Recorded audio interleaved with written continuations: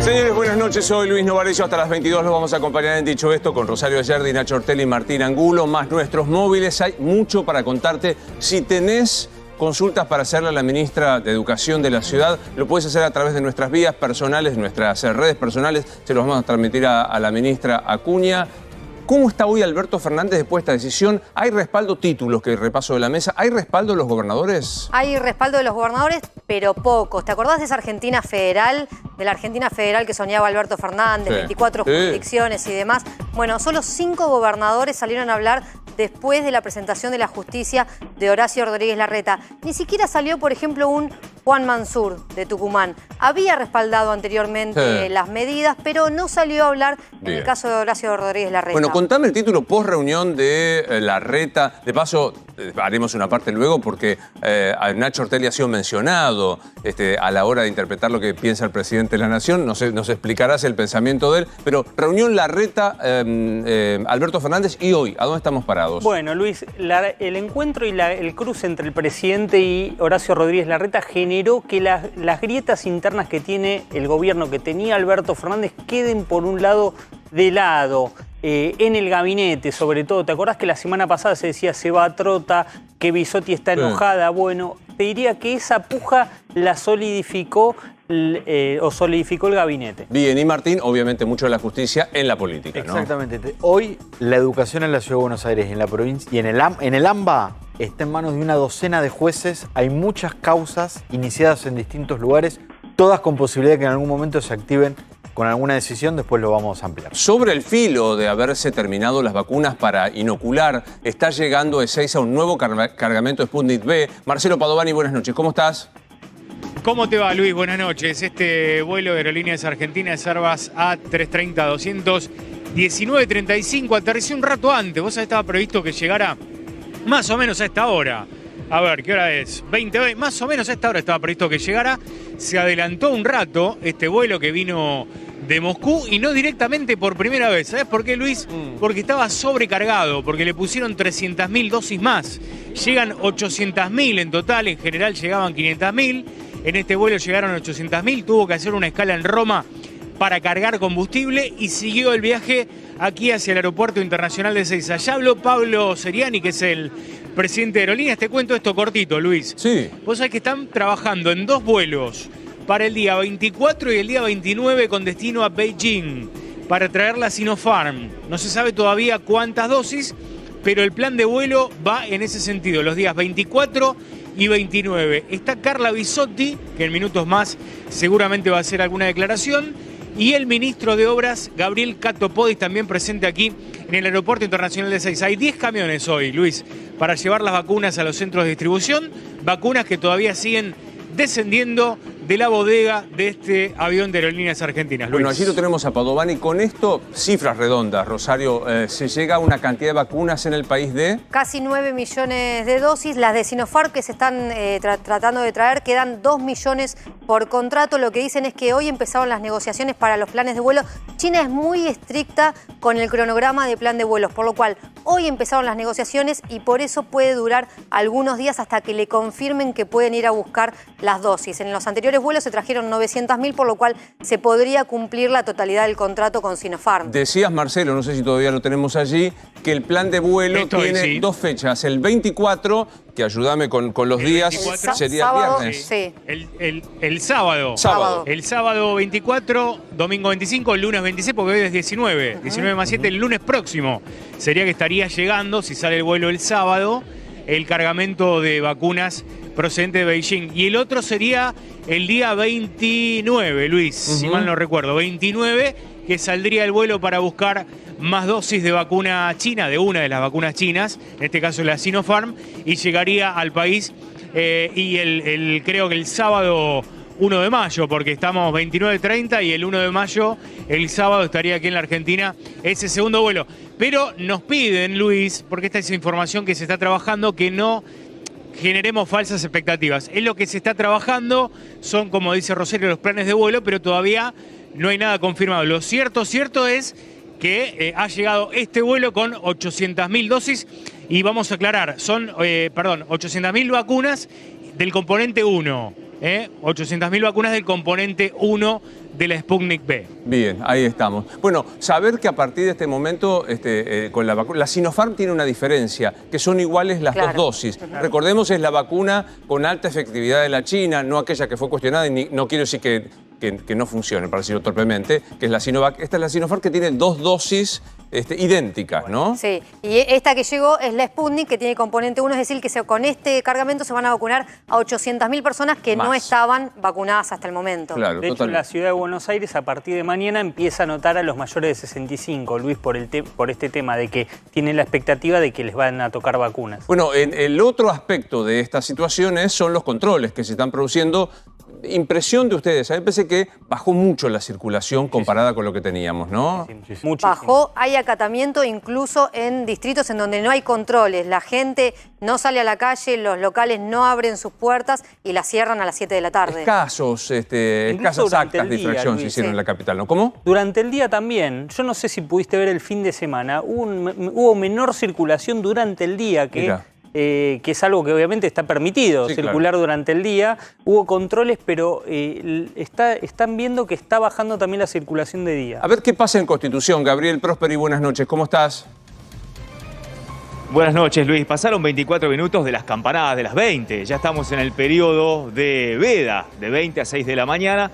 No se permite la circulación para el público en general, lo reiteramos una vez más. Sí para aquellos trabajadores esenciales que estén volviendo, por ejemplo, a sus casas o yendo a trabajar, mostrando el certificado habilitante, como lo hizo esta señorita recién, ante los efectivos, en este caso de la Policía Federal, pueden ingresar al hall. Pero hablaban justamente de la cantidad de personas que utilizan el transporte público, en este caso los trenes. Según cifras que maneja Trenes Argentinos, la empresa obviamente que regentea las líneas de trenes que unen la ciudad de Buenos Aires con el conurbano, si nos posáramos en el 15 de marzo, por ejemplo, de 2020, y hoy, 19 de abril de 2021, la diferencia es del 50%. 50% menos de personas están utilizando los trenes de la época prepandémica a hoy. Ahora, ¿qué pasa con la era antes de las restricciones? Es decir, hace una semana nada más. Bueno, al parecer hay un 15 a 20% menos de circulación. Esa es la data, las estadísticas que manejan desde Trenes Argentinos. Es decir, de 15 a 20% menos de gente utiliza los trenes respecto de lo que lo hacía antes de las restricciones. Esto, reitero, son números que está manejando, preliminares en todo caso, porque para tener cifras más específicas habrá que dejar pasar unos días más, pero preliminarmente estos son los números que manejan desde Trenes Argentinos. Bueno, pero estamos viendo una imagen, Gabriel, que desde el viernes pasado se ha visto, pero ahora de manera muy contundente vemos esos dos policías con chalecos. Una imagen, digo, que se parece mucho a la del año pasado. Controles en serio para saber si se tiene el permiso para circular, ¿no? Absolutamente, absolutamente. Esta es una imagen que habíamos visto en la primera cuarentena, cuando aquí era muy, pero muy escasa la circulación. Ahora lo vemos. Obviamente la circulación ahora es mucha más de aquella primera etapa de la cuarentena. En estos momentos que todavía estamos, si se quiere, en hora pico, en una época normal, todavía muchísima gente estaría aquí ingresando a los andenes de la estación Constitución para los trenes de la línea Roca. Sin embargo, hay poca gente. La hora pico se trasladó, Luis, por lo que estuvimos aquí durante toda esta tarde, entre las 18 y las 19. Allí sí era el fluir de gente muy, pero muy intenso, sobre todo saliendo del subte y viniendo a ganar este hall central de la estación Constitución. Primero tengo información de que va a hablar Carla Bisotti. ¿Tenemos claro que va a pasar una conferencia habitual? Recibiendo las vacunas va a dar detalles del cargamento de vacunas que se reciben, cómo se van a distribuir a nivel nacional y seguramente alguna declaración sobre la pandemia y la secuela, que es la polémica que está ahora con la ciudad de Buenos Aires, va a dar esas declaraciones. Contame, Gabriel, cómo toma la gente estos controles. Ahí estaba viendo a personas que, es cierto, ¿no? Estamos compartiendo las dos imágenes del día. La llegada de vacunas, por un lado, y el aumento de las restricciones. ¿Cómo toma la gente estos controles más severos que estamos viendo allí en Constitución, Gabriel? Todos predispuestos con el celular o con la papeleta en la mano, o casi todos. Ahí lo estás viendo en primer plano. Es decir, la gente está predispuesta a mostrarse como trabajador esencial y a tener el derecho, según lo establece el gobierno nacional de poder transitar en los trenes. Ahora, cuando pasan por el lado nuestro, por el micrófono, algunos te dicen esto es muy exagerado, no hay tanta circulación de virus. Otros sí están absolutamente de acuerdo con las restricciones, es decir, las opiniones son variadas, pero yendo a la actitud de la gente respecto a mostrar cada uno de los certificados, eso realmente ha sido muy positivo, por lo menos es lo que podemos ver aquí en la Estación Constitución. Bien, a mi derecha en la pantalla estás viendo que ya se apronta la ministra de Salud, Carla Bisotti, para hablar, para saber exactamente, imagino que dará el número, Marcelo, el número de vacunas que han llegado y quizás si se puede hacer algún tipo de preguntas. Como muy bien apuntaba Rosario ayer, tratándose todas de primera dosis, hay que decir que se van a aplicar a 800.000 personas más. O sea, va a ser un universo importante. ¿Cuántas personas llevamos vacunadas aproximadamente? 7 millones de personas. O sea, es más del 10% de los que ya tenemos vacunados que van a recibir la vacuna, Marcelo. Ahí está Bisotti, creo que ahí está por empezar a hablar Bisotti. Ahí se acerca Bisotti. A ver. Luis, ahí habla Bisotti. Ahí está. Bien, está la ministra de Salud recibiendo este nuevo cargamento de vacunas que viene de Rusia. Recordemos entonces... Hola, buenas tardes, buenas noches a todos, a todas. Muchas gracias por estar. Estamos con el director nacional de Seguridad Aeroportuaria, con José Blinsky, y con el ministro de Obras Públicas, Gabriel Catopodis. También está Pablo Seriani. En el vuelo número 14 en total y 12 que está llegando de la Federación Rusa, esta vez con un récord en la carga, con 800.000 dosis del componente 1 de la vacuna Sputnik V, casi llegando a los 9 millones de dosis en Argentina y sumando a las 864.000 dosis que llegaron del mecanismo COVAX en el día de ayer, que se recibieron a la mañana y ya a la tarde algunas jurisdicciones la habían recibido y hoy ya están las 24 provincias, en las 23 jurisdicciones y la ciudad de Buenos Aires, 800.000 de esas 864.000 dosis.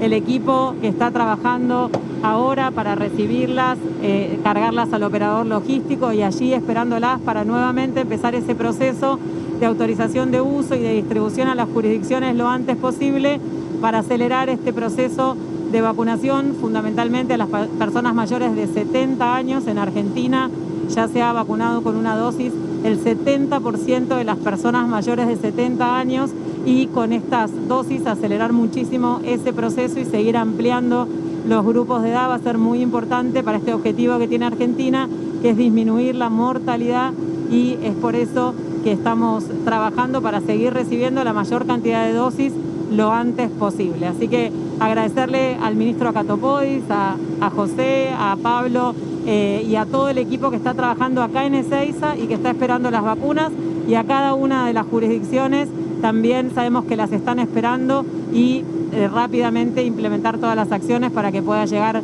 a cada vacunatorio y a la población objetivo. Les paso la palabra a Gabriel y después quedamos abiertos a las preguntas.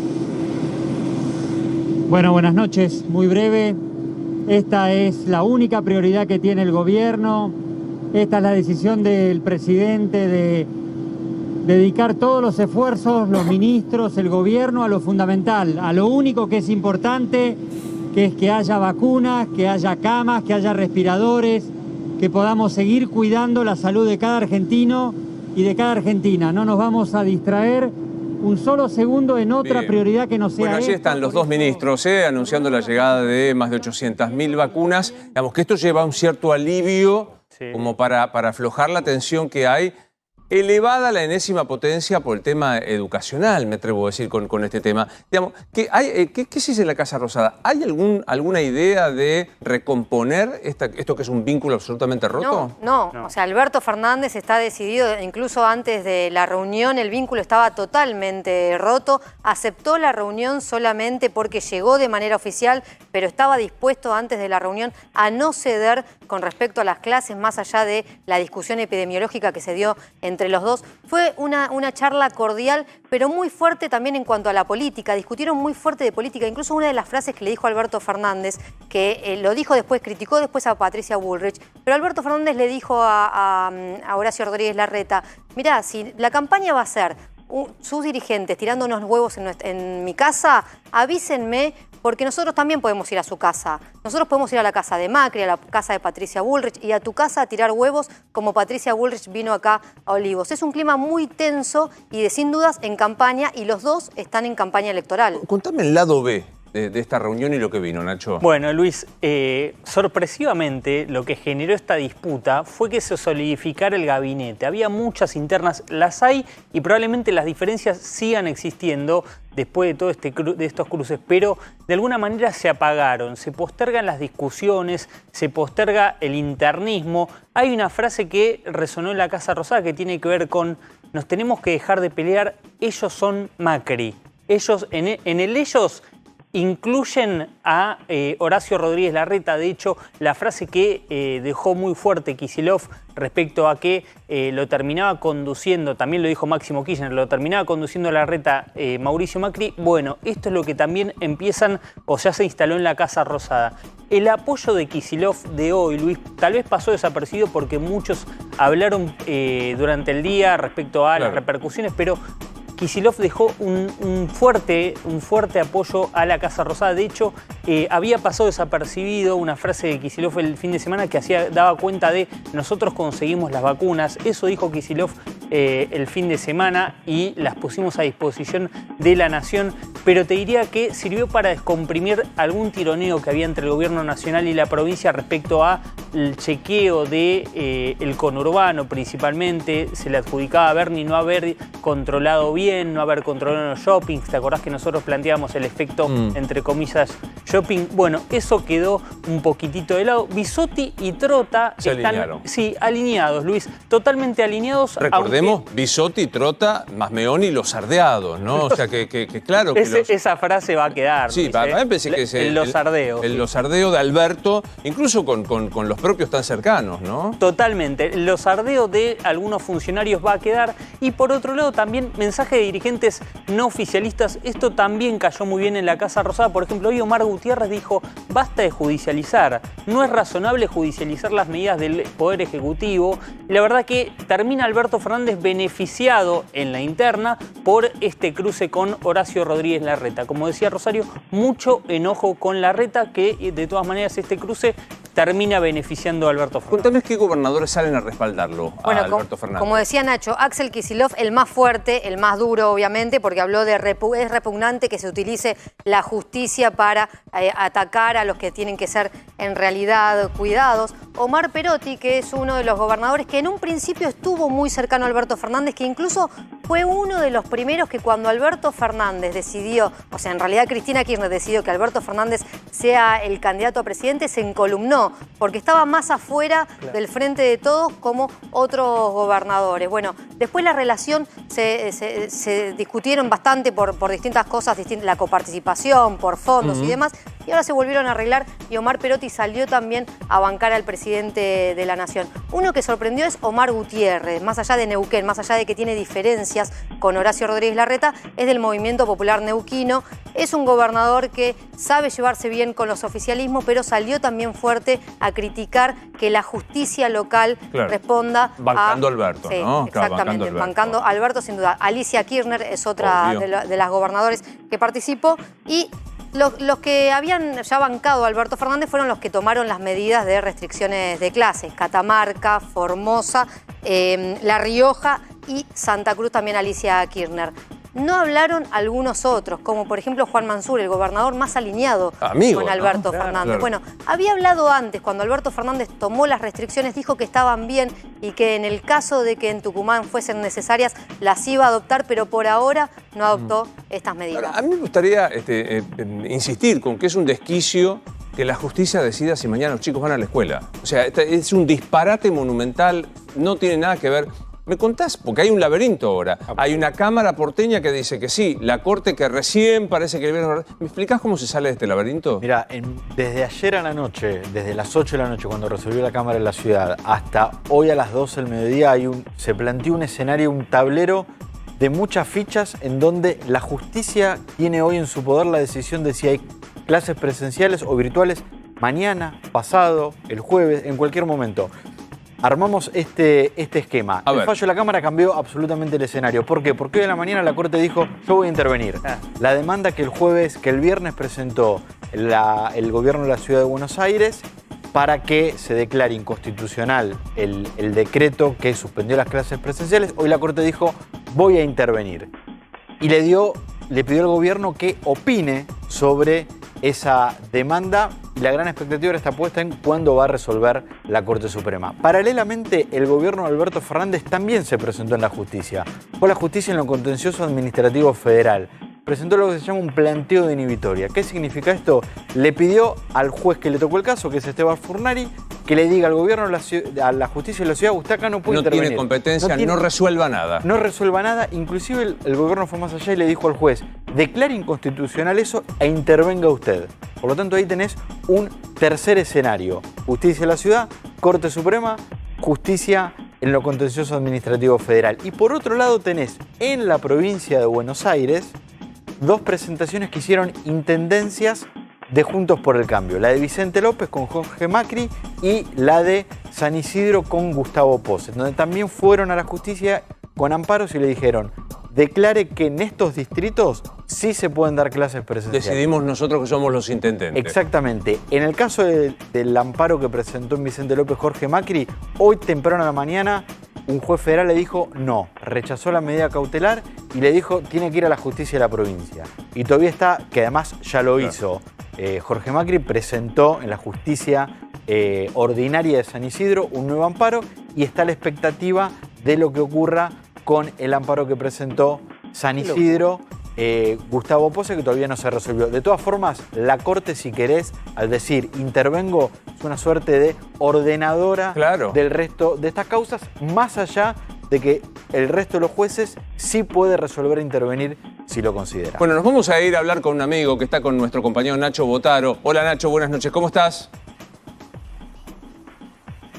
Hola Luis, buenas noches. Sí, te está escuchando atentamente Raúl Timerman, consultor y analista político. Sabes Luis que recién me estaba comentando Raúl sobre el mismo tema que están tratando ahora, el tema de la presencialidad, de un estudio que hicieron que más del 70% de las personas están a favor de la presencialidad. Y yo quería, para arrancar Luis, preguntarle a Raúl, ¿qué tipo de consecuencias crees vos, Raúl, que puede llegar a tener el gobierno nacional con el gobierno de la Ciudad de Buenos Aires por esta batalla legal por el tema de la vuelta a clases, ¿no? Bueno, buenas noches Luis, un placer estar con vos, gracias Igual. Ignacio. Te estuve escuchando atentamente Luis, no calificás para el club de amigos de Alberto, No, todavía. No, me da la impresión que no todavía. Claro. No, claro. Bueno, la cuestión es la siguiente, hace un año, exactamente en el mes de abril, era mi amigo Horacio. Todo era diálogo, todo era consenso. Pasó un año y es ese mamarracho jurídico. Todo es disenso, todo es confrontación. Yo creo que la pandemia le hizo muchísimo mal a la sociedad argentina por encima de la gente que se contagió y falleció, que es a quien peor le hizo. Y creo que va a tener consecuencias para la relación de la política con la gente. Yo creo que la gente no quiere intervenir en el conflicto político que están dando alrededor de la educación. Los que están convencidos que tienen que ir a la escuela a los chicos van a, por todos los medios, luchar para que los chicos vayan. Y los que están convencidos que se tienen que quedar en casa, se van a quedar en casa. ¿Qué es lo que sucede? Yo creo, vos sabés, yo voté a Alberto Fernández, me gusta decirlo para que se sepa dónde estoy parado. Estoy decepcionado con una cantidad de cosas que este gobierno está haciendo, y te puedo mencionar alguna de ellas, pero si volviera a hacer la elección Alberto Fernández, Mauricio Macri, volvería a votar por Alberto Fernández. Ahora, me da la impresión, Raúl, que vos para votaste, dejar sentado. Está claro. Digo, me parece, y corregime, que vos votaste en Alberto Fernández porque era un presidente, no me gusta de transición porque parece medio minimizarlo al presidente, aunque una transición es importantísima, pero un presidente que iba a recomponer ese modo inadmisible de hacer política que es amigo-enemigo, porque la política supone sentarte a conversar, a negociar, a ceder, a obtener. Ahora, ¿no sentís que ahora Alberto Fernández, digo el miércoles, para poner un análisis concreto, decide manu militari, intervenir la ciudad de Buenos Aires, clausurar las clases sin ningún tipo de conversación o de plafón político más que el mismo? Sí, mirá, digamos, lo hizo tan en soledad que el mismo día tenés declaraciones de gente de su equipo en contrario, como las de Carla Bisotti y las de Nicolás Trota. Hizo una grabación de 18 minutos donde da a conocer la medida. En esa grabación hay problemas serios de comunicación. Realmente alguien tenía que haber dicho corten en algún momento, decirle, presidente, eso no se puede decir, grabemos de nuevo. A diferencia de eso, Horacio Rodríguez Larreta presenta a su equipo en una presentación muy estudiada, muy concreta, muy confrontada con datos y comunica mucho mejor, es verdad. Ahora yo creo que la medida de suspender las clases presenciales es correcta en base a la experiencia que hay en todo el mundo. Habría que explicarlo de la manera más simple de todas. ¿Qué es? Es lo que hicieron países, es lo que está haciendo Angela Merkel, Macron, lo que hizo Israel. Cuando los contagios están bajando, los chicos vuelven a la escuela. Cuando los contagios empiezan a subir, los chicos pasan al aprendizaje virtual. Y la verdad que están subiendo los contagios. Yo no sé cómo van a ser. Cuando ustedes se preguntaban, ¿y qué va a pasar dentro de 10 días? La verdad que no lo sé. Estamos viviendo una situación de mucha incertidumbre. A lo mejor tiene que continuar esto. Tampoco hay que emperrarse porque se dijo que va a durar 15 días. Si estamos en 50.000 contagios, no va a poder volver la escolaridad presencial. Vos me preguntás si el año pasado estuvo bien. No, yo estuve en desacuerdo. Yo creo que había que haber entrado y salido el año pasado como el resto del mundo. Claro, claro. Y la protesta se hace del mundo, sí. Claro. Hay que tomar el ejemplo. Vos pensás que la primera vez que se presentan Axel, Alberto y Horacio por televisión en el mes de abril, creo que fue hacia fines de abril, principio de mayo, había solo 3 lugares en la República Argentina con problemas con la epidemia. Eran El AMBA, Río Negro y Chaco, localizado en Resistencia. Hoy está todo el país con el problema, incluso la política de vacunación que se está siguiendo. Hay que reconocerle los esfuerzos tremendos para conseguir vacunas. Hay solo 3 países en el mundo que consiguieron todas las vacunas que necesitan. Israel, Estados Unidos y Gran Bretaña.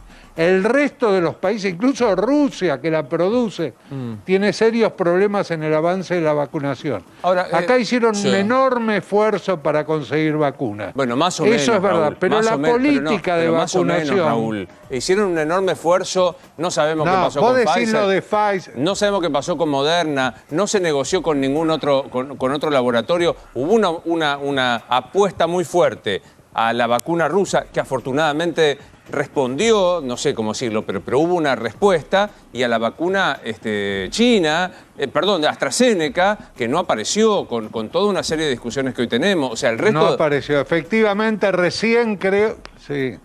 Y todo el mundo esperaba que Hugo Sigman salga a dar una explicación, tardó mucho tiempo, recién salió ahora. Hoy. Es verdad eso, pero la política de vacunación, la política de vacunación debería ser la de concentrarse para vacunar la mayor cantidad de gente posible en los lugares donde más contagio hay. Claro. Y no una distribución equitativa por cantidad de habitantes. Sí. O sea, yo tampoco veo lo que hicieron en otros países. Yo no conozco el tema, pero hay algo que ha atacado hay un segundo virus que atacó a la sociedad argentina en este proceso.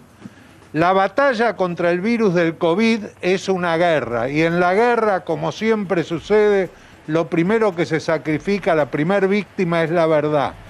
Yo me dediqué el fin de semana a colectar encuestas, me mandó Gustavo Córdoba, me mandó Sheila Wilker, con preguntas que no son habituales en las encuestas, pero que yo creía que tenían que ser relevantes las respuestas. Y vos fijate, el 12,4% de los encuestados, que son dentro de los 35 millones en condiciones de votar, esto es casi 4 millones, piensa que la Tierra es plana. Claro, claro. Sí, es increíble. Entonces, Rosario, vos tenés que gobernar un país donde el 12,4% piensa, el 27% piensa que el coronavirus no existe, claro, que es un invento de los laboratorios. El 18,7% piensa que la vacuna es un plan para asesinar a ancianos elaborado desde las élites. El 17,2% piensa que el 5G debilita el sistema inmunológico y nos hace vulnerables al virus. El 4,9%, casi el 5%, piensa que la vacuna es mercurio. Mamita querida, es difícil, la verdad bueno, que tratar ese es el de... ¿Vos te acordás la famosa frase de Gaulle? Es muy difícil gobernar un país que produce 800 clases de queso diferentes. Bueno, la Argentina ha sufrido un fenómeno de desinformación en la cual también es responsable el gobierno y a lo mejor es el máximo responsable. No me salgas con eso, entonces la culpa la tenemos los periodistas. No, claro. Pero hay gente que comunica cosas. Sí, pero claro, hay gente... ¿Vos te acordás cuando Lilita Carrió dijo van a envenenar al pueblo argentino con la vacuna rusa? Claro que me voy acuerdo. a denunciar pena...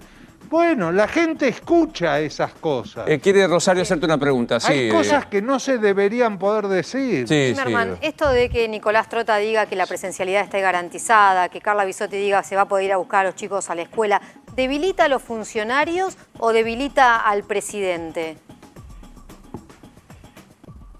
Desnuda una manera de gobernar que es la de tomar las decisiones en soledad y no en equipo. Porque si hubiera reunido al equipo y hubiera dicho, bueno, muchachos, a mí esa parte me decepciona, digamos. El hecho, yo no veo un trabajo de equipo en esto. Veo un presidente solitario, desesperándose por conseguir vacunas, lo apoyo totalmente en eso, pero no veo un trabajo de equipo, no veo un gabinete a la altura de las circunstancias. Me gustaría otro tipo de gabinete. Bien, Raúl, dame un segundo, tengo que interrumpirte porque hay una noticia urgente que presentamos así.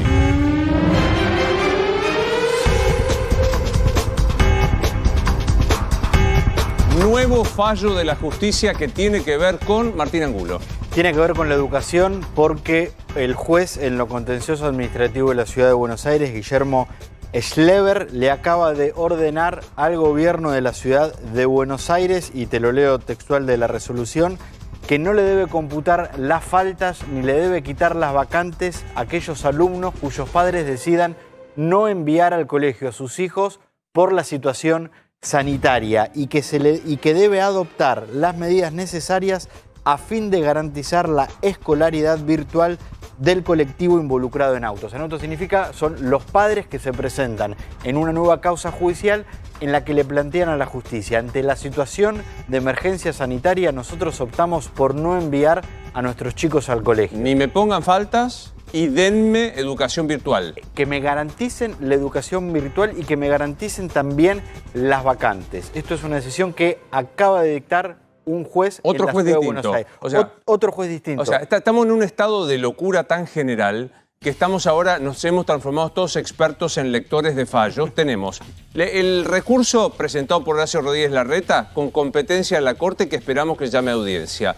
El fallo de anoche del Tribunal en lo Contencioso Administrativo que dice la ciudad puede dar clases, y ahora, por contrario, un juez de la ciudad que dice aquellos que no manden a los chicos a las clases tienen dos garantías: no les van a poner ausente y tienen que tener el derecho a estar educados virtualmente. Exactamente, y tengo una aclaración de lo que se discutió ayer.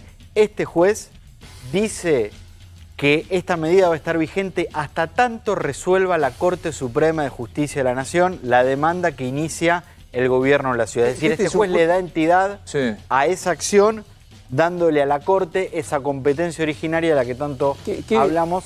¿Es que es un juez ordinario? Un juez en lo contencioso administrativo de la Ciudad de Buenos Aires de primera instancia. O sea, un juez inferior a la Cámara que resolvió ayer. Quiero aclarar que los recursos extraordinarios en nuestro país hasta hace un rato, porque por ahí cambió todo esto, pueden tramitar ante todo juez letrado. O sea, cuando vos presentás un amparo, un habeas corpus, puede tramitar por razones de urgencia ante un juez letrado. Ahora, que es este caso, el doctor, ¿me dijiste? Guillermo Schleber. Schleber. O sea, el doctor Schleber dice, bueno, los padres que no manden a clase, tranquilos, no les van a poner falta, les mantienen la vacante, le mantienen el lugar y le tienen que dar educación virtual. La Cámara, que es la superior del doctor Schleber, le dice, den clases, tranquilo, no pasa nada. Y ahora por ir a corte dice una tercera cosa. Sí, es más, tiene un impacto más político este fallo claro. que en la práctica. ¿Por qué, Luis? Porque a partir de que se inició el ciclo lectivo actual, que se retomó la presencialidad, los chicos que eran población de riesgo o que vivían con personas de riesgo tenían la posibilidad de hacer clases virtuales y el Estado tenía la obligación de garantizarles esas clases. Ahora, sin embargo, y en definitiva, si vos no querías mandar a tu hijo a clase presencial porque tenías miedo y no era población de riesgo, no te estaban pasando la falta, eso hay que decirlo, no te pasaban la falta. Ahora, sin embargo, lo que te garantiza este fallo es la obligatoriedad de que no te pase la falta. Ayer a la noche la ministra Soledad Acuña dijo que los chicos con alguna enfermedad preexistente o con padres con alguna enfermedad preexistente podían no mandarlo al colegio. Bueno, ahora viene Acuña, ahora dice cualquiera. Ahora vamos a hablar con Acuña para esto. ¿No es genial, Raúl, que estemos teniendo que intentar entender la realidad y la política a través de fallos de los jueces? No me parece una genialidad, me parece una locura. Era metáfora. Cuando hay elecciones, la gente elige presidente, elige vicepresidente, elige jefe de gobierno, no elige a los jueces para que los gobiernen. Y cuando uno elige un poder ejecutivo, elige un presidente, es para que él decida, no para que nos consulte cada vez a través de una encuesta cuál es la decisión que nosotros vemos mejor. El presidente tiene que decidir, tiene un equipo, tiene que trabajar con ese equipo y básicamente lo que tiene que hacer es comunicar e informar bien a la población.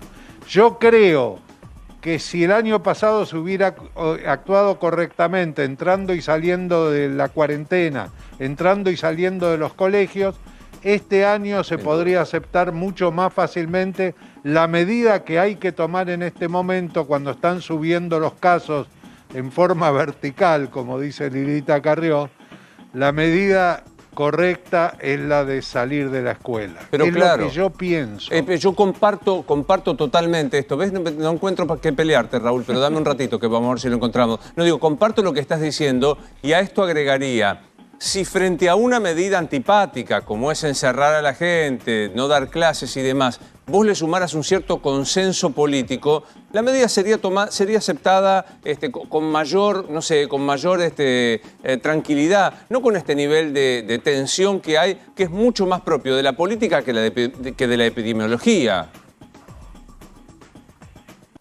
Es totalmente cierto lo que vos decís, Luis. Es tan cierto que si la política hablara, dialogara y consensuara, la justicia no tendría nada que decir. Sí, estoy de acuerdo. Ahora, asumo que, Martín, vos ves, ya sabemos, la Corte no tiene plazos, la Corte puede, a pesar de que es uno de los tres poderes, puede tomarse el tiempo que quiera y expresarse de manera escrita, de la manera más críptica posible, lo cual es una anomalía total. ¿Vos ves que haya posibilidad de que en esta semana resuelva la Corte? Yo no sé si en esta semana, pero yo sí, si la Corte abre hoy y dice soy competente y le pido opinión al gobierno, es porque la Corte va a resolver. Algo va a decir la Corte. Hay que esperar una vez que responda el gobierno, que yo entiendo que tiene 5 días, pero no creo que se tome todo ese tiempo porque va a querer una resolución rápida. Después hay que ver qué hace la Corte, si le pide opinión otra vez a la Procuración, si dicta una medida cautelar, si resuelve sobre el fondo. Pero si la Corte abrió, la Corte va a resolver. Sin duda. Además lo abre rápido. Yo creo que este fin de semana, el voltaje de ayer a la noche, creo que cambió absolutamente el escenario. ¿Sabés qué es lo que me hace acordar? Y a lo mejor Raúl me puede ayudar para ver si vale la comparación. Estamos pensando al aire prácticamente. ¿Se acuerdan cuando Cristina pide una medida declarativa para saber si puede funcionar a distancia el Senado?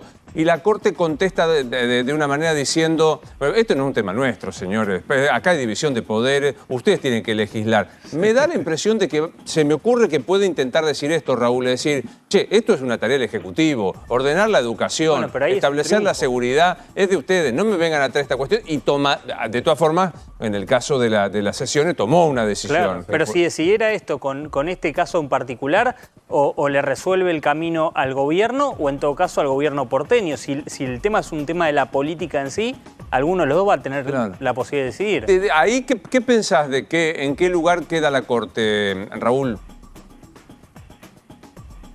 Yo creo que la Corte va a decir que tiene que decidir el Poder Ejecutivo y le va a dar validez al decreto de necesidad y urgencia. Ojo, yo pienso eso, pero te aclaro una cosa. Yo de derecho no sé absolutamente nada, tengo una ignorancia enciclopédica, ignoro absolutamente todo, pero la lectura política, vos sabés que vos te acordabas de ese hecho de Cristina. ¿Sabés de qué me acordaba yo viendo los chats, los grupos de WhatsApp de las madres, fundamentalmente de clase media, media alta, fundamentalmente de colegios privados? Me hizo recordar la época de La Laica y La Libre. Claro. Que vos no te acordás porque no, pero sos la joven. La leímos. Pero donde se produjo un enfrentamiento alrededor de un tema que tenía que ver con la educación, y ahora se está volviendo a producir un enfrentamiento en medio de una pandemia. Vos necesitás un gobierno que consulte y una oposición dispuesta a ayudar. A mí me gustaría verla a Patricia Bullrich, en lugar de tirando huevos frente a la quinta presidencial, acercándose al presidente diciendo, presidente, estamos en una situación muy difícil, ¿en qué podemos ayudar? Sí, y el presidente cierto, agradeciendo ese ofrecimiento. Es un país mucho mejor. Estoy de acuerdo y firmo al pie. Quiero decir, en un país en donde el presidente, que es el máximo convocante a este consenso, califica de imbécil importante al que lo critica, me parece que se complica, ¿no? O sea, es verdad que hay alguien que tira huevo, pero hay un presidente que califica de imbécil al que lo critica. ¿Cuál es la estrategia que tiene hoy Alberto Fernández, Rosario? A ver, le quieren dar... ¿Sabes lo que pasa con esto? Sí. Sí, Raúl. No, yo te quería decir, estamos en una situación donde tiramos la perinola y siempre sale todos ponen. Acá no gana nadie, perdemos todos, perdemos en calidad de vida, perdemos en calidad institucional, perdemos en futuro, nadie nos habla del futuro, olvidémonos del pasado. Generemos la esperanza hacia adelante, lo que va a venir. Vos tenés en tu mesa al periodista estrella de este momento, que es Ignacio Ortelli. El presidente le dedicó unos párrafos muy elogiosos a su honestidad intelectual. Pero el presidente estaba hablando de un error que él comete en un mensaje 4 días antes, en lugar de hablar de las vacunas que van a llegar 4 días después. Entonces nos pasamos hablando del pasado y no hablamos del futuro. A la gente le importa el futuro, no le importa el pasado. Déjame, ya que lo mencionaste, me parece que es bueno, porque por ahí no todos están al tanto de lo que pasó. El presidente te invocó, Nacho. Sí, Luis, porque a raíz de lo que él dijo la semana pasada, ¿te acordás que se armó revuelo con los médicos por el sistema sanitario que se había relajado? En una serie de tweets en los que intercambié algunas críticas hacia la gestión del presidente. Para mí, yo opiné, y lo sostengo hoy, que para mí él no apuntó a los médicos, sino que apuntó al sistema sanitario. Esta es una opinión personal que no los involucro a ustedes, me hago cargo yo, tampoco a ninguno de los medios para los que trabajo.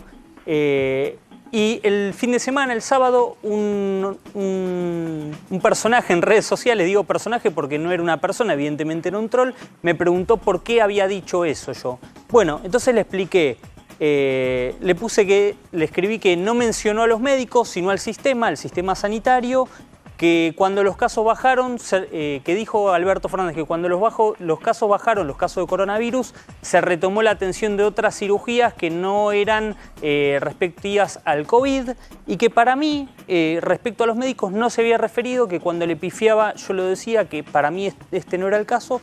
Y claro, el presidente, sabiéndome crítico de él, no sabiéndome un exégeta, utilizó lo que había dicho y se refirió. Se rectificó también, incluso. Sí, y también ese fue el puntapié para decir, bueno, a los médicos les pido disculpas, hizo lo que tendría que haber hecho tal vez antes, como bien dice Raúl Timerman, decir, bueno, si se me malinterpretó, pido disculpas. Por eso mismo, bueno, obviamente de los dos lados me acusaron, uno de kirchnerista, otros de... Bienvenido al club de los que pensamos libremente. Sí, Raúl.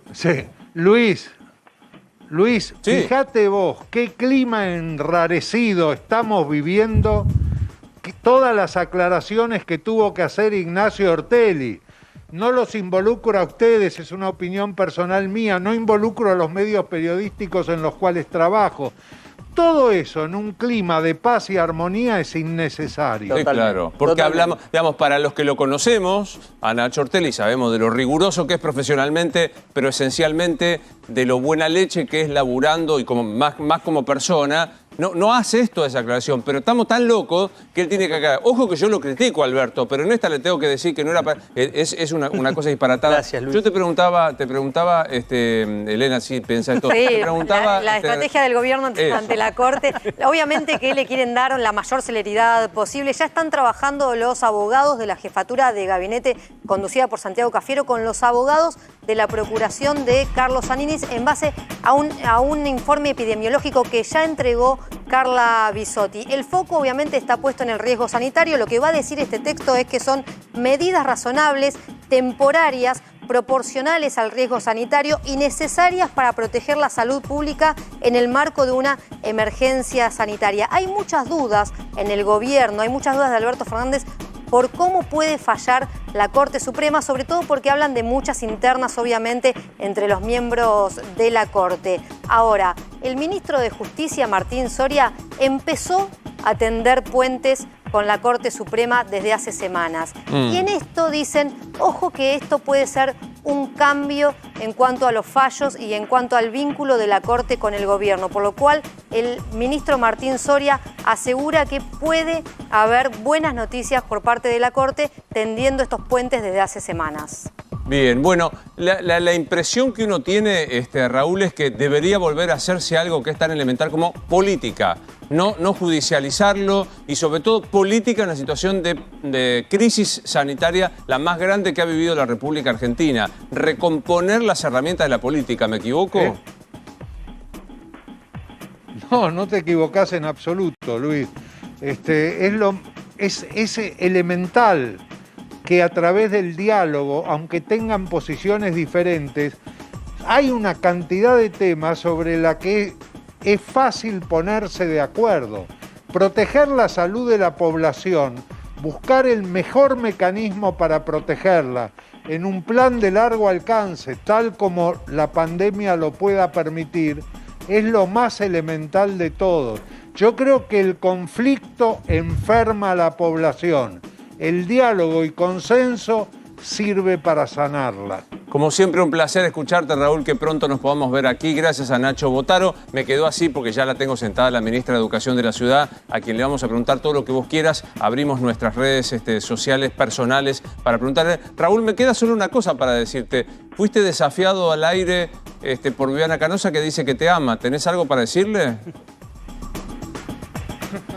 Sí, yo también la quiero muchísimo a Viviana. No hay persona en el mundo con la que yo piense más diferentes que con Viviana sobre la mayoría de los temas. Vos sos el segundo, pero Viviana es la primera. Pero sin embargo la quiero. Es una persona muy querida. ¿A Luis lo querés? Sí, nos queremos Luis, mucho. Yo con Luis siempre la paso bien. Hemos aprendido a escucharnos, aprendí un montón de lo que dice Raúl, y de verdad yo he cambiado ideas escuchándolo a Raúl, así que para mí siempre un privilegio. Gran saludo, Raúl, gracias Nacho, y nos vemos pronto. Gracias a vos, Luis, y a tu disposición. Por favor. Éxito. Gracias. Me voy a sentar con la ministra Acuña para que todos charlemos por la Soledad. ¿Cómo estás? Puede parecer una pregunta pava, una pregunta... Mañana, ¿los papás mandan los chicos a clases en la ciudad de Buenos Aires? Sí, por supuesto. Las clases a partir de hoy ya fueron definidas como presenciales. todas las escuelas abrieron y casi el 60% pudieron hacer una oferta presencial. El resto, bueno, la medida se tomó a última hora del día de ayer, ya se habían organizado las escuelas, se habían organizado los docentes y las familias también para un escenario de virtualidad y no pudieron llegar a cambiarlo, pero el 60% aproximadamente sí pudo hacerlo y a partir de mañana ya el 100% tienen que hacerlo de forma presencial. Hay un dato de última hora que quiero repasar con un fallo que anticipó Martín Angulo, que es el juez Lebel, no sé si alcanzaste a verlo, que dijo a la ciudad tienen que garantizarle a los papás que no quieren mandar a los chicos por alguna razón, que no les van a poner falta, que les sostienen el banco, la vacante y que les van a dar educación virtual. Sí, es un fallo en primera instancia, nosotros estamos cumpliendo un fallo de la Cámara de segunda instancia. La verdad que en esto, si seguimos poniendo medidas y pidiendo cosas, no podemos hacer una educación a la carta, ¿no? De cada uno como le gustaría ir eligiendo los distintos formatos y con estas velocidades de los tiempos, porque además los que están en el medio son los chicos y tienen la angustia de no poder un día así, no tener rutinas, no saber qué es lo que sigue, no poder prever. Nosotros tenemos una figura que está prevista desde el principio para aquellos chicos que son chicos de riesgo que no pueden asistir o que la familia convive con alguien de riesgo, entonces se puede exceptuar y esos chicos tienen un acompañamiento y una continuidad pedagógica garantizada. Ahora, de un día para el otro, si cada familia va eligiendo cuál es la modalidad que le gusta, la verdad que para un sistema educativo, no para una escuela, porque una cosa es una escuela privada que puede armar distintos mecanismos para las familias que lo eligen. Ahora, en un sistema educativo, de un día para el otro, ofrecer lo que cada familia cada día va decidiendo, es muy difícil para los docentes planificar en este sentido. Así que nosotros seguimos cumpliendo el fallo de Cámara. Pero aparte digo, es muy difícil que cada juez se transforme en ministro de Educación. O sea, los jueces son a que no vaya y no le pone falta, a este otro le da su educación virtual, que vaya... los jueces son gestionadores del Ejecutivo, una cosa rara, ¿no? Sí, nosotros el fallo, lo que hace el fallo de Cámara que el domingo habilita al jefe de gobierno a tener competencia en materia educativa, lo que devuelve es la autonomía para decidir en materia de política educativa y lo que el jefe de gobierno en ese contexto decide es volver a la presencialidad. Y volver no por un capricho, no porque queremos hacer contra, porque estemos jugando, porque tenemos la evidencia que nos permite tomar esta decisión en este momento. Hay otro momento en el que ya tenemos previsto que quizás tengamos que reducir la presencialidad. Hoy por hoy, con este formato, estos datos sanitarios y estos datos epidemiológicos, lo necesario es la presencialidad. Pero además, lo necesario, porque es lo que los chicos necesitan, porque los datos del año pasado, los datos de lo que produjo el año pasado son contundentes en términos de igualdad, en términos de aprendizaje, en términos emocional, en términos de organización de la familia. Entonces, lo que hoy hace falta es presencialidad. Me tomo de algo que me parece muy razonable que acabas de decir. Hoy, con estos datos, se puede volver a clase. Después, si más adelante se cambia, se verá si se vuelve para atrás o esta cuestión. ¿Qué pasa si hay un papá que quiere mandar a sus hijos a las escuelas y no abre la escuela si es privada o si es pública? ¿Qué hace? Nosotros lo que estamos pidiendo es que nos informen. Hay un 0800 que después lo vamos a pasar en producción si querés para que lo den, porque ahora ya después de este día de tantas horas casi sin dormir. Sí. Te iba a decir, ¿sabes qué es lo primero que te iba a decir cuando me senté? Te veo fusilada. Sí, hace 5 días que duermo muy poquito a la noche. Y no por culpa del bebé, duermo poco porque estamos con mucha tensión, mucha responsabilidad sobre todo.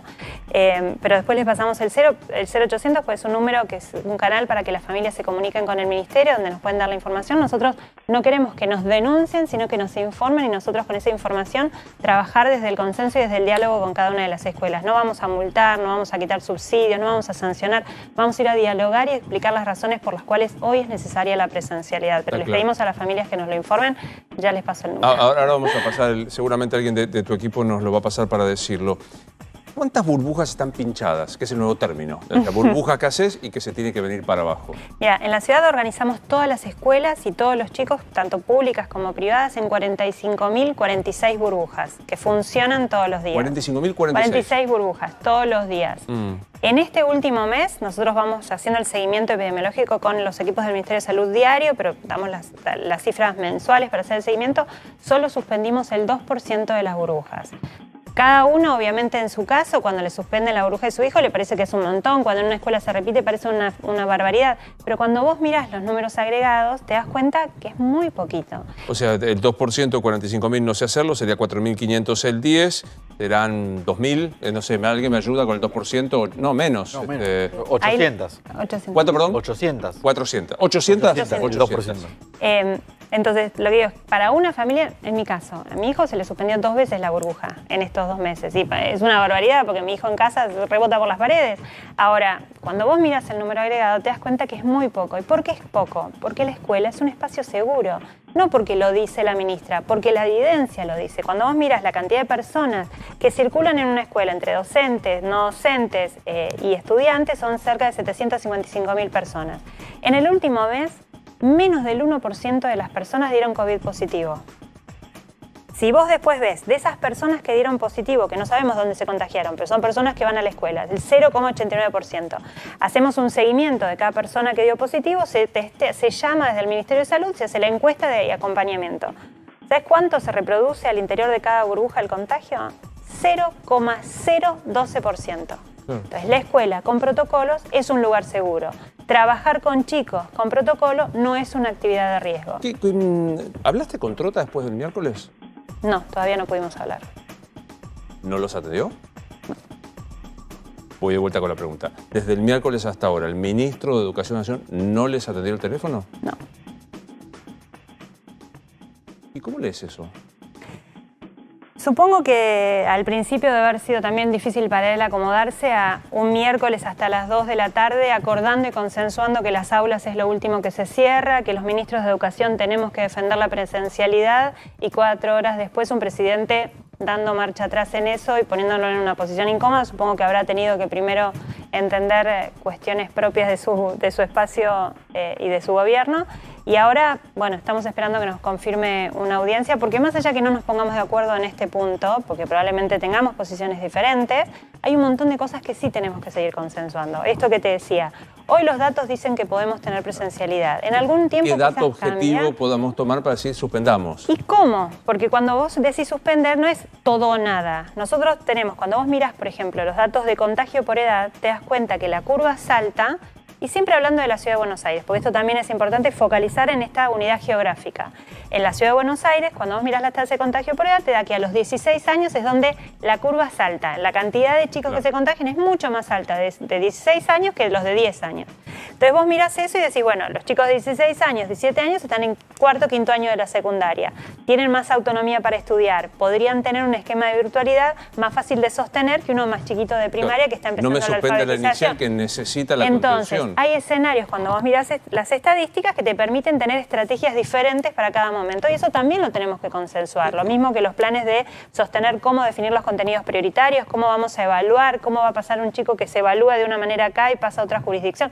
Hay un montón de temas que tenemos que seguir trabajando en conjunto y por eso es importante tener una audiencia y vamos a seguir insistiendo con el diálogo. Bueno, ahora voy a abrir a la mesa y a las redes porque estoy viendo que llegan un montón de preguntas. Como te agarro cansada, por ahí te agarro más con los frenos inhibitorios, Lima. ¿Qué pasó a Alberto para vos? Para mí se asustó con los datos generales y a veces tomar decisiones es difícil cuando tenés que interactuar con muchos sectores. Y me parece que le resultaba un costo menor cerrar las escuelas que tener otras discusiones con otros actores de la política, como pueden ser los sindicatos, o tener otras discusiones con otros actores de la economía. Entonces, como hicimos el año pasado, cerramos las escuelas, total, ¿quién se va a quejar? ¿Los chicos? Y lo que no se dio cuenta es que sí, los que se quejaron fueron los chicos y las familias. Primero se asustó, tenía datos en general globales, sin discriminar si chicos, no chicos, si contagiaba la escuela o no, pues digo, sus propios infectores, el comité infector, Can, Gentile, López, todos decían no. Se asustó con los números. Y después dijiste que le tuvo miedo a los sindicatos. Eso hay que preguntárselo a él. Lo que digo que claramente es más difícil negociar con otros actores que dejar a los chicos sin escuela. Traducímelo al castellano básico. Claro, es más difícil que negocie con los sindicatos. O sea, no se quería llevar mal con los sindicatos y dijo, total, con los padres y los pibes no me da bola a nadie. Pero vos pensé el año pasado, ¿cuántos meses estuvimos hasta que se empezó a alzar la voz para que los chicos vuelvan a recuperar sus 9 espacios? meses. ¿Cuántos especialistas durante el año pasado se animaron a contradecir la decisión de las escuelas cerradas? Difícil porque te decían asesino. Bueno, te decían asesino. Por eso digo, entonces a lo mejor le resultaba que el costo de cerrar las aulas de vuelta iba a ser menor que el de tener otras discusiones con actores políticos de peso, pero de todas formas lo que para mí es lo más importante es que esta vez los chicos no se quedaron callados. Como los chicos no se quedaron callados, las familias no se quedaron calladas.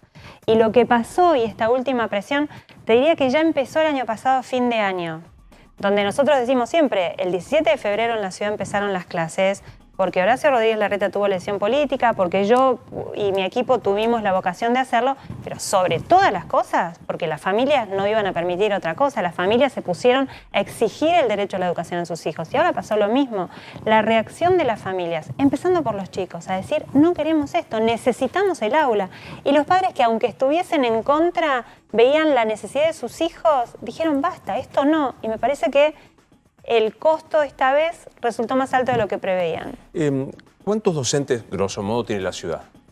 Depende del mes, pero 65.000. 65.000. De los 65.000, ¿cuántos están, grosso modo, vacunados? En realidad, son que tienen que vacunarse dentro del grupo de estratégicos, son 110.000, que incluye docentes, no docentes, personal de limpieza que trabaja en establecimientos educativos, 110.000. Solamente hay 16.000 personas vacunadas. Por lo siguiente, la Nación definió un plan de vacunación que tenía distintas etapas, que empezaba por los grupos de riesgo, que eran los trabajadores de la salud, que seguían por otro grupo de riesgo, que eran los mayores de 80, luego los mayores de 70, luego los mayores de 60, y recién ahí empezaban con grupos estratégicos, dentro de los cuales estaban los docentes y la policía, por dar un ejemplo. Nosotros cumplimos ese orden cronológico que estableció la Nación, orden de prioridades, y cada vacuna que fue entrando fue siendo colocada, aplicada en estos distintos grupos. Recién ahora estamos terminando los grupos de 70 en función de, terminamos médicos, mayores de 80, mayores de 70 en función de las vacunas que fueron llegando. En el medio de este proceso hubo una partida de vacunas chinas que llegó, que todavía no tenían la autorización para los mayores de 60. Claro, ¿te acordás? Que hasta que no. Exactamente. Claro. Entonces, ¿qué dijo Nación? Bueno, aplíquensela a los docentes. Nosotros en la ciudad recibimos una partida que dijeron aplíquensela a los docentes. Teníamos todavía trabajadores de la salud que estaban trabajando en los hospitales, que no menores de 60 que no habían sido vacunados. Se aplicó una parte a esos médicos y el resto a docentes. Por eso solamente 16.000 fueron vacunados. Ahora, a medida que lleguen vacunas, se van a ir colocando y llega hasta que lleguemos al grupo estratégico. Voy a hacer una pausa para después seguir hablando con la mesa y demás. ¿Docente que para hoy se le descuenta? Hoy es difícil de medir quién paró y quién no pudo ir por un tema logístico. Mañana. Con lo cual, mañana, al igual que siempre, un docente que no va a trabajar sin una razón justificada tiene un día de descuento. Sí. Bueno, hacemos una pequeña pausa y seguimos hablando con Soledad Acuña, la ministra de Educación, @Luis Novarecio, @Rosario A. ¿Sos en Twitter? Sí. @Nacho Ortelli. Ignacio Ortelli. Ignacio Ortelli y Angulo Martín. ¿Angulo Martín? Sí. Bueno. ¿Por qué no puedo poner Angulo? Ya está ocupado. ¿Ya está ocupado? Claro. Pones Martín Angulo OK, que me parece horrible. Pequeña pausa.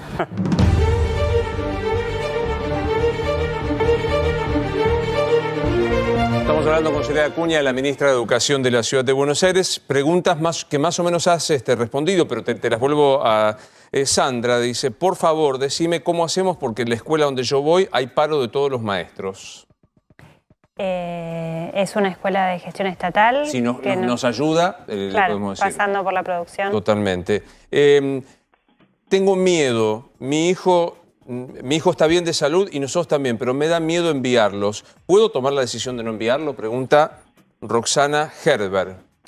Mira, lo que tengo para decirle a Roxana son datos. En esto yo sé que cuando uno tiene miedo, a veces la información o lo que nos digan nos cuesta tomarlo, porque sobre todo cuando se trata de nuestros hijos somos mucho más cuidadosos. Pero la verdad es que toda la evidencia internacional, todas las investigaciones propias, las que hacemos en nuestras escuelas, los relevamientos que hacemos, dan cuenta que los chicos se contagian mucho menos, que cuando contagian pasan por síntomas mucho menores que los adultos y que a su vez cuesta más que contagien a los demás. Por eso es que las tasas de contagio son tan bajas en las escuelas.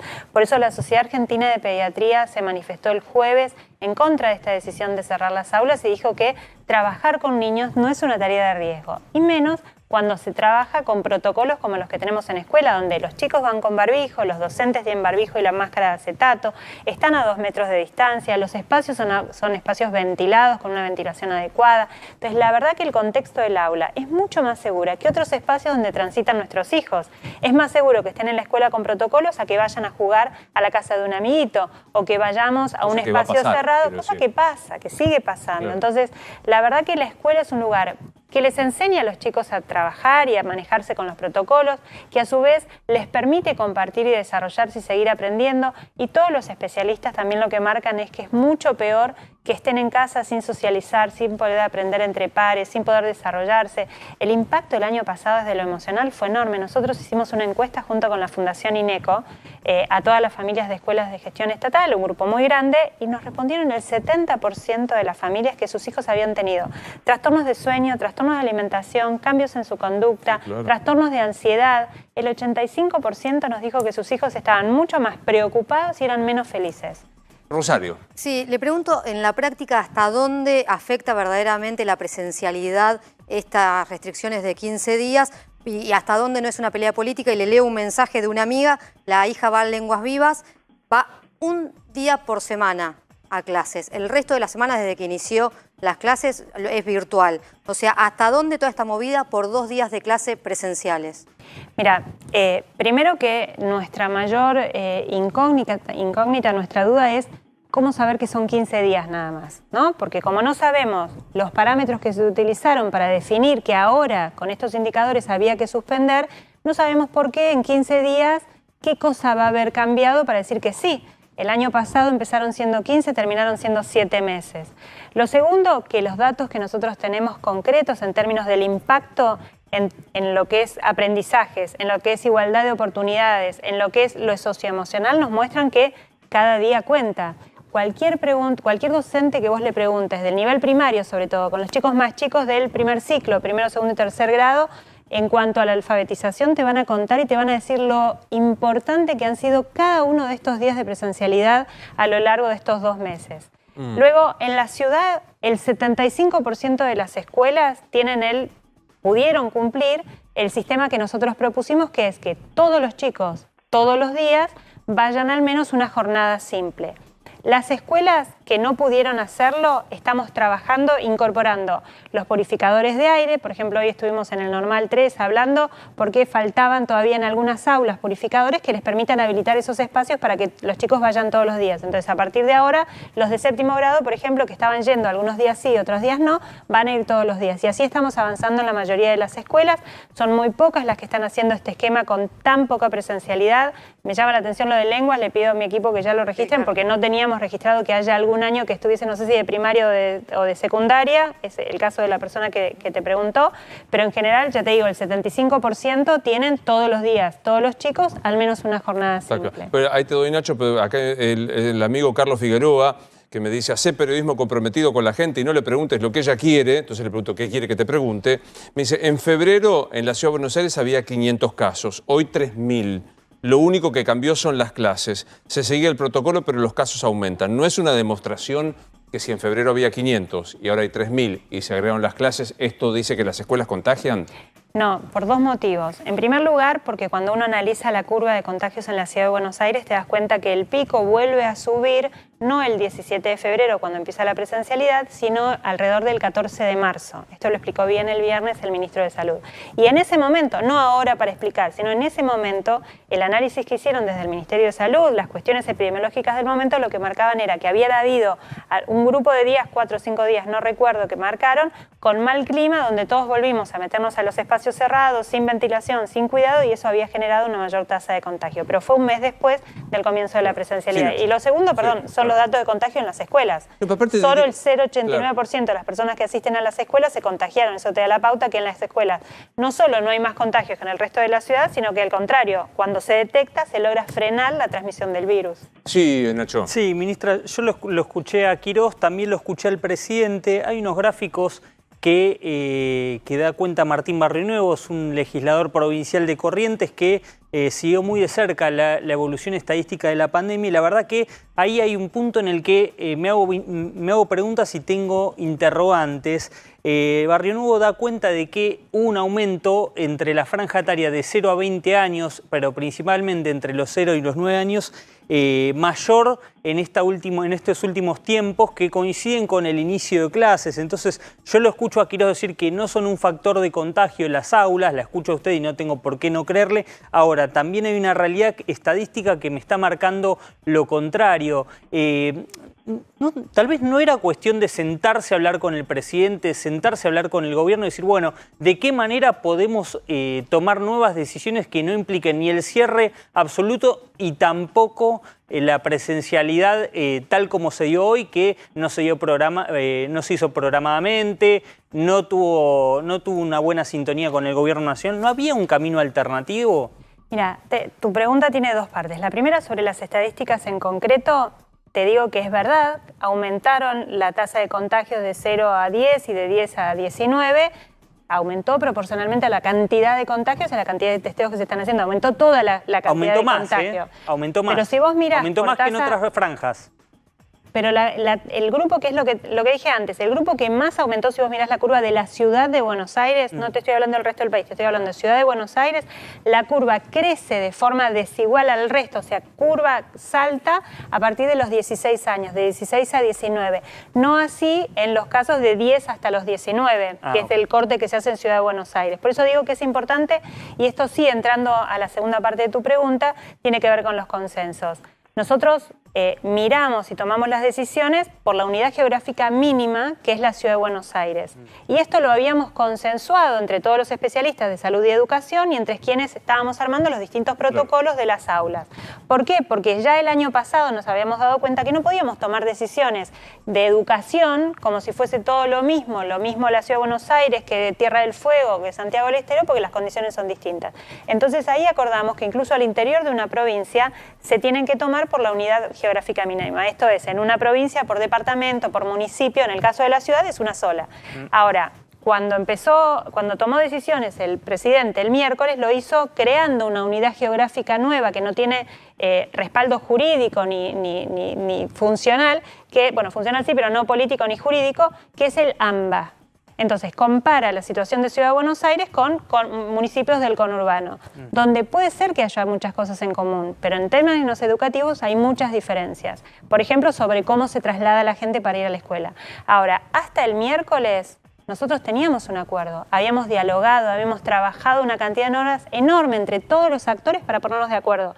Y teníamos un consenso claro, que era que en caso de cambiar las cuestiones, la situación sanitaria y epidemiológica, lo último que se cerraba eran las aulas. Había un consenso nuestro, del ministro de Educación de la Nación, de la ministra de Salud de la Nación, de los especialistas, de muchos de los gremios que participan de las reuniones del Consejo Federal, de los ministros de Educación. Había un consenso. Nosotros no rompimos el consenso, al revés.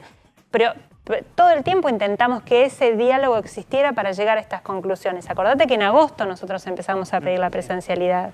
Y ahí viene esto que vos decías, susto por los datos y prefiero concederles a los gremios, no volver que pelearme con los padres. Quiero sumarlo porque también hay cuestión científica que estamos discutiendo. Esto no es un yo-creísmo, a mí me parecismo, a mí me parece tal cosa. Hay datos. Omar Leonardo Tabacos, el presidente de la Sociedad Argentina de Pediatría. Doctor, soy Luis Novarecio, buenas noches, ¿cómo le va? ¿Qué tal? Buenas noches, Luis. Muchas gracias por la comunicación. Algunos consideran que es una exageración creer que va a perturbar o va a generar un perjuicio psicofísico en los chicos que vuelven a ver suspendidas las clases. ¿Qué opina usted como integrante de la Sociedad de Pediatría Argentina? Bueno, lo que nosotros sabemos claramente, lo tenemos medido, lo hemos expresado, las serias consecuencias que ha tenido el encierro de los chicos 8 meses el año pasado. Eso está muy medido y muy claro desde el punto de vista emocional y desde el punto de vista físico.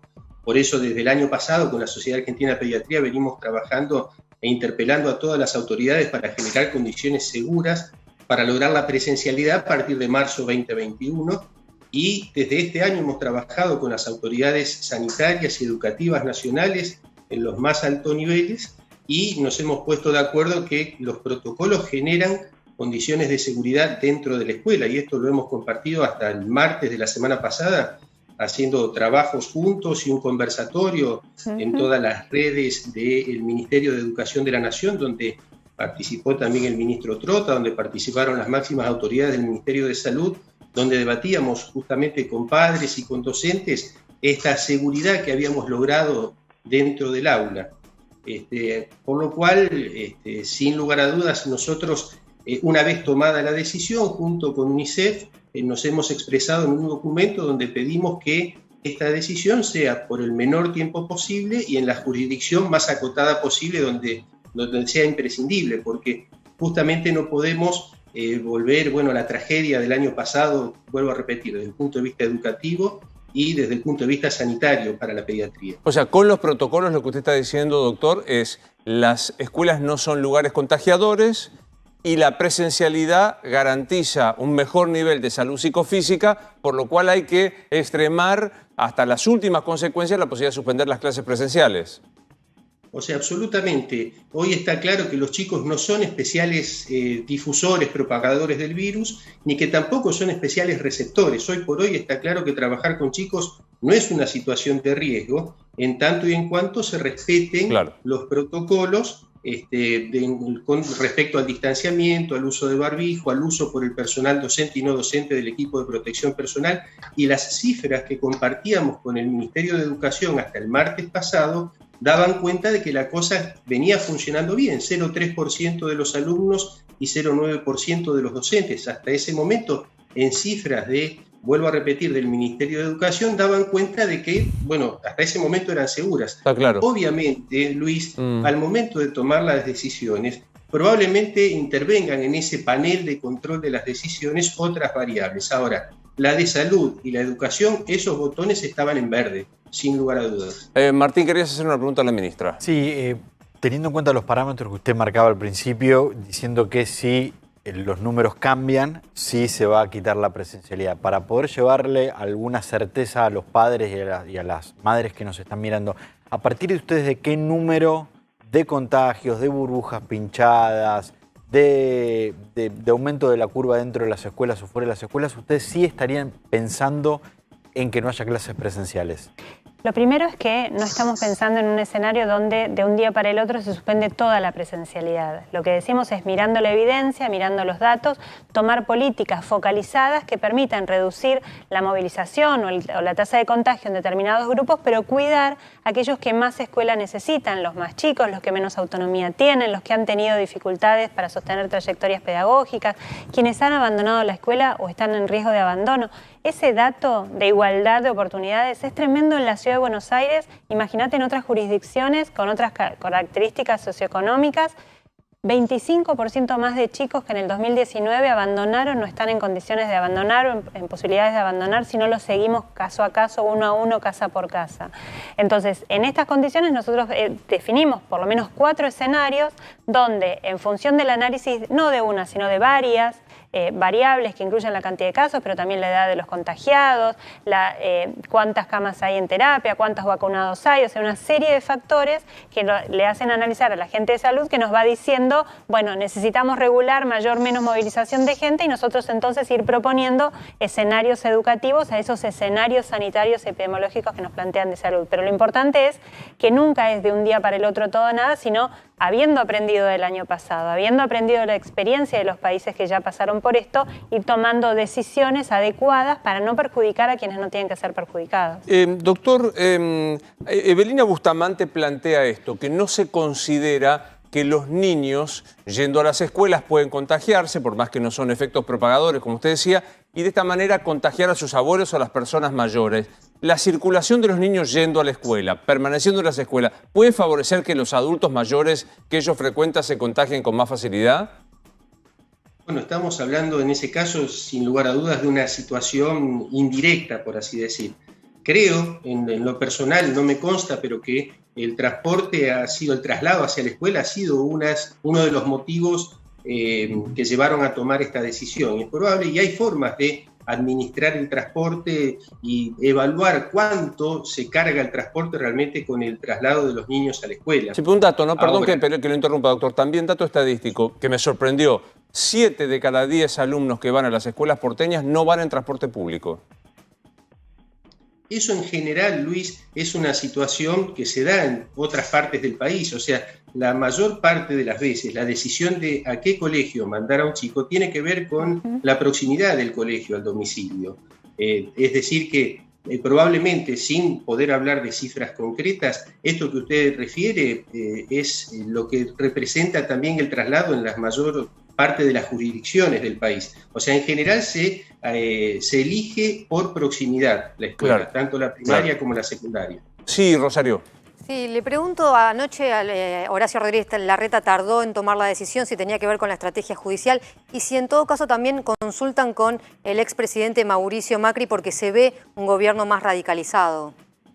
No, a ver, ayer la publicación del fallo de la Cámara salió tarde. Nosotros queríamos hablar con el sistema educativo antes de salir en los medios. Era un compromiso que habíamos asumido con todos los equipos de conducción, con los supervisores, con las asociaciones intermedias de privada. Primero avisarles a ellos y no quieren enterarse por los medios y tienen razón. Entonces primero hicimos Zooms con todos los supervisores del sistema público, con todas las asociaciones intermedias, mandamos las comunicaciones oficiales.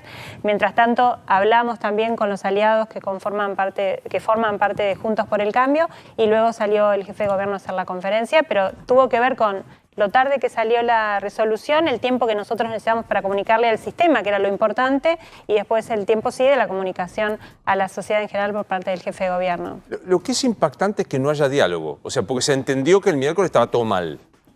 Pero digo, reitero algo que dijo Soledad Acuña hace un rato, no conseguiste volver a juntarte con Nicolás Trota.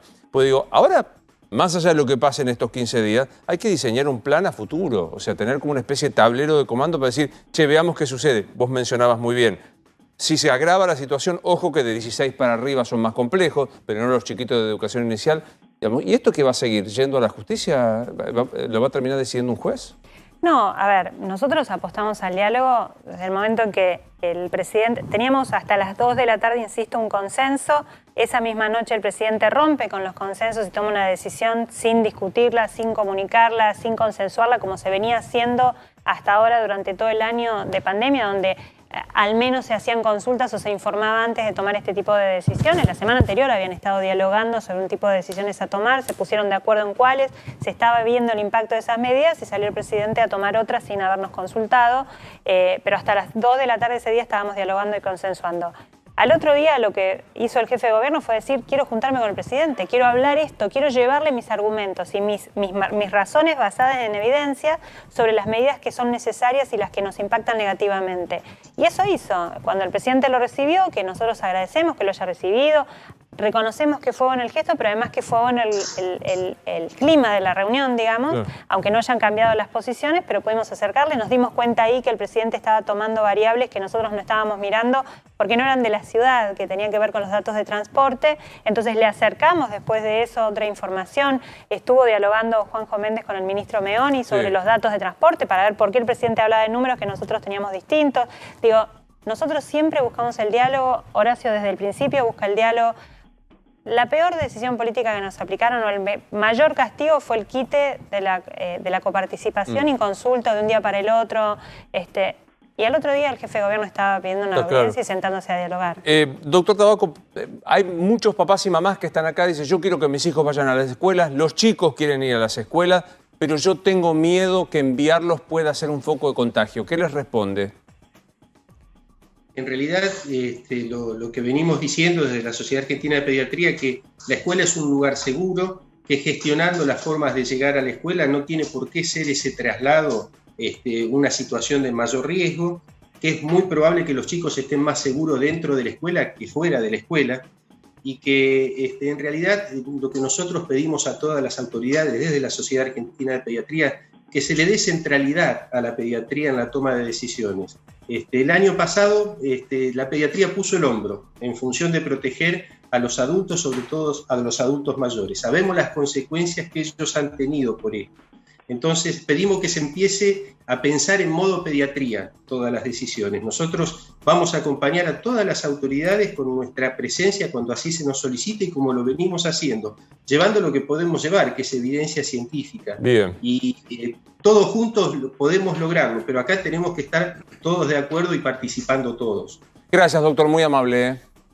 Les agradezco a ustedes. Hasta luego, que siga bien. La sociedad va a estar siempre dispuesta a participar de esto. Gracias. Que enhorabuena, muchas gracias.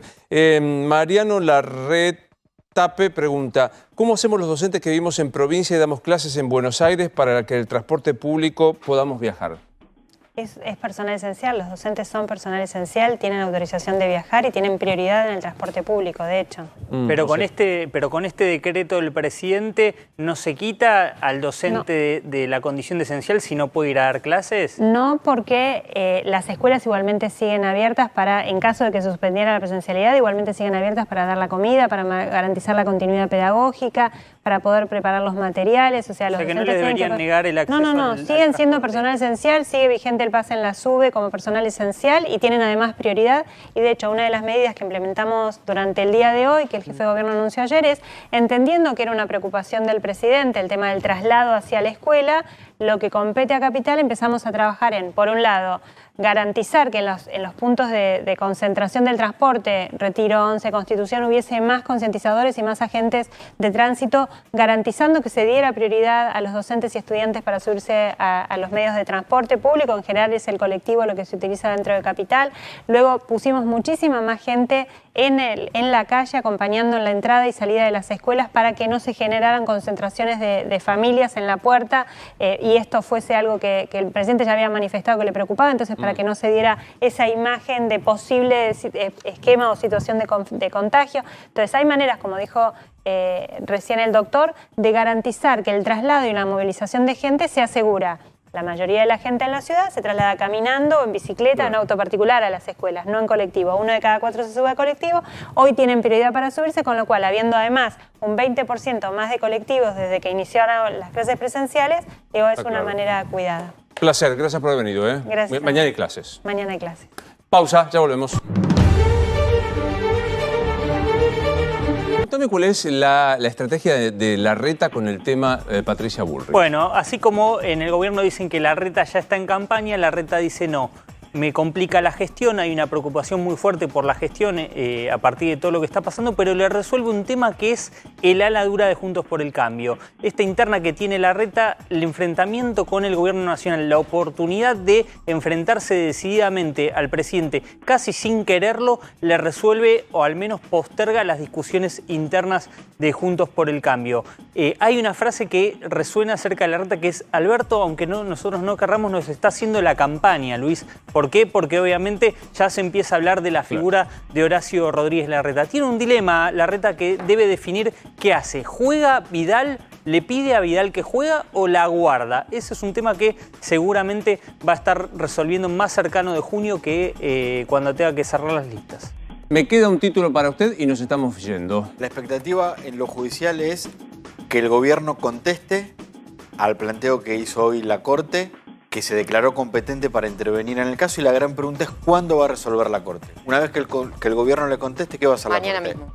Cuando mañana le conteste, ¿va a resolver? ¿Va a pedirle una nueva opinión al procurador? ¿Va a informarle al gobierno de la Ciudad de Buenos Aires lo que dijo el gobierno nacional para que conteste? Ahí está puesta la gran pregunta de la semana. Señores, nos estamos yendo. Un gran saludo a Marcela Pagano, que hoy comenzó aquí en esta casa en A24 a las 15, así que un gran saludo para Marcela. Ahora viene Mangel, luego mi amigazo Babi Checopar, soy Luis Novarez, nos vemos mañana.